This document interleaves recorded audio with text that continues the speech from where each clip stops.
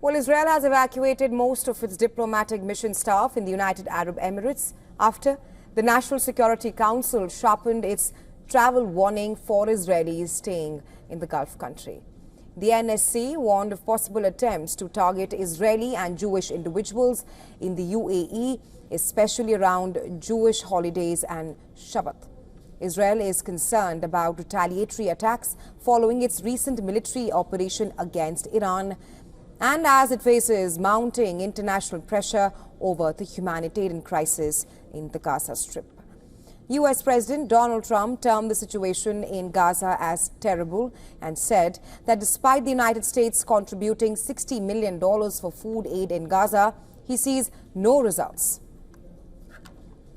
Oh, it's terrible what's occurring there, yeah. It's a terrible thing. People are very hungry. You know, the United States gave $60 million for food.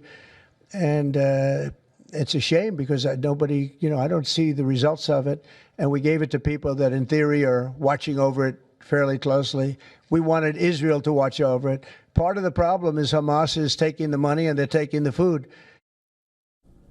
U.S. Special Envoy Steve Witkoff is in Israel to discuss the disintegrating humanitarian situation in Gaza and a possible ceasefire with the Israeli Prime Minister Benjamin Netanyahu. This is the first meeting between Witkoff and Netanyahu since both Israel and the U.S. called their negotiation teams home from Qatar a week ago. Witkoff and U.S. Ambassador Mike Huckabee will inspect Gaza food distribution today. Madrid will airdrop 12 tons of food over the Gaza Strip using Spanish Air Force planes that have now arrived in Jordan. The UAE has announced it conducted 58 airdrops across 5 consecutive days, which included more than 3,500 tons of food and humanitarian supplies. The situation on the ground, however, remains dire. An explosion followed by a plume of smoke was seen over the Gaza Strip early on Friday as the Israeli military continued its offensive in the enclave.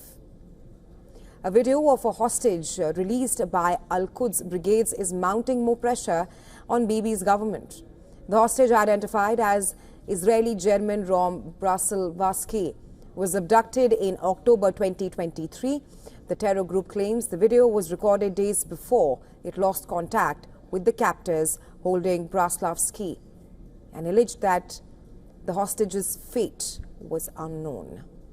Canada has announced its plan to recognize the Palestinian state in September, igniting a sharp response from Donald Trump, who said that recognizing a Palestinian state was equal to rewarding Hamas.